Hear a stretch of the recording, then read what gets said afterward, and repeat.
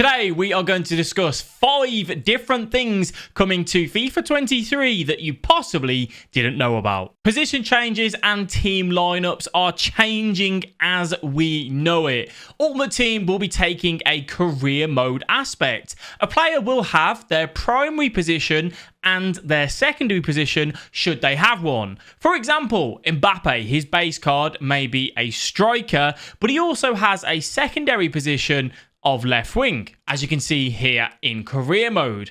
This is now going to allow for so much potential when it comes to squad building. What you are going to be able to do is to move him with a position changer modifier from striker to left wing, for example. You will also see players like Kyle Walker go from right back to centre back, João Cancelo from left back to right back. The possibilities are endless.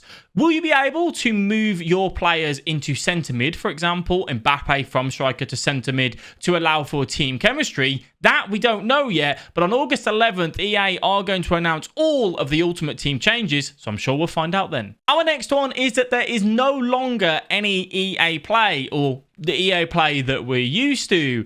It used to be that you would get EA Play about a week before the game's official launch, so that would have been the 23rd of September with the release date on the 30th of September. Now, the earliest that you can play it is the 27th of September by pre-ordering the Ultimate Edition or by using EA Play on that day. You no longer get it any earlier. Speaking of pre-ordering, if you like to have the physical copy of FIFA and you want to purchase it through Amazon, you can use our Amazon affiliate link, which is down below in the description, should you wish to go ahead and support us. So what this is really going to mean is that there isn't going to be as big of a gap in people's teams to start off with, because people that had EA Play and did that unlimited glitch to get those hours will no longer have that. Everyone will be playing it at the earliest of the 27th of September. Is this a good thing or a bad thing? Let me know down below. Crossplay is coming onto FIFA 23, but in my opinion, it has been introduced very, very poorly. Why is this? Well, for the simple fact is that first of all, crossplay isn't available in pro clubs, which I know the pro clubs community are not happy with that. Hashtag save pro clubs. But for me, the frustrating part is that you cannot do co-op crossplay. So if you have a friend that's on Xbox and you're on PlayStation and you want to play rivals together in Ultimate Team, you are not allowed to do that. You can only co-op anything that involves you on the same team on the same console, which kind of takes away the point of crossplay. Also, the markets are shared between PlayStation and Xbox and Stadia, which is great, but PC has its own market still.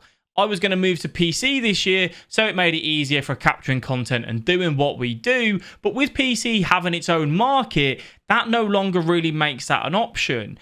The reason why they've done that is because of the hackers that obviously is available on PC, with it being maybe a little bit easier directly onto the PC rather than console. So I understand it, but it also is a little bit of an L. So crossplay to me felt like a feature that was going to come in and be so good and expand FIFA on that higher level, and we just don't really have that. World Cup mode is coming back onto FIFA 23. With the World Cup being in winter, which is very different, we're going to see this mode come in at around the late November, which is really going to add in so much more dynamic and things to look forward to when it comes to FIFA 23 World Cup mode. We're going to see promos, we're going to see players upgrade based off their tournament heroes, for example, of their nation will go up the longer that their tournament is going on for their particular nation that they represent. It is going to add a lot. The World Cup mode can die pretty quickly, normally within about a week, because it comes at the end of the game, the end of the cycle.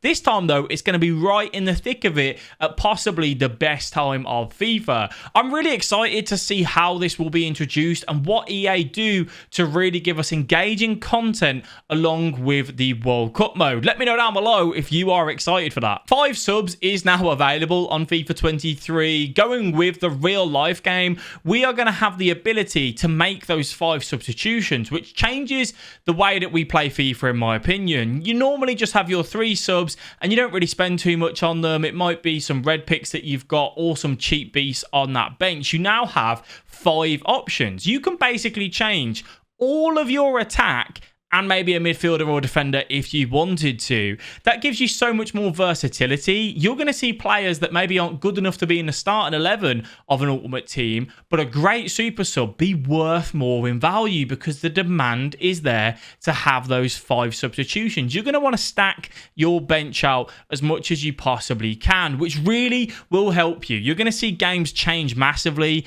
in the last few minutes in extra time. If you use your subs better than the opponent, you're going to change half of your team. Well, the opponent, if they're not smart about it, they won't. You'll have the numbers advantage with those fresh legs, and it will help you win that game. In Ultimate Team, in Champs, in Rivals, it is certainly something to take note of. Those are some of the biggest changes coming to FIFA 23, in my opinion, and ones that I am so excited to see. Let me know what you thought down below in the comment, and if you haven't subscribed already, please make sure that you do that.